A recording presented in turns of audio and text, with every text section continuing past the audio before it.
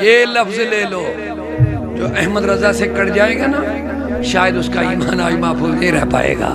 याद रख लेना, ये बहुत अहम पैमाना है फजले बरेलवी आज के जमाने। और ये बात भी सुन लो, जो अहमद रजा को मानता है, अहमद रजा के मानने में गौसे आजम का भी मानना दाखिल है, हजरत ख्वाजा हिंद का भी मानना दाखिल है।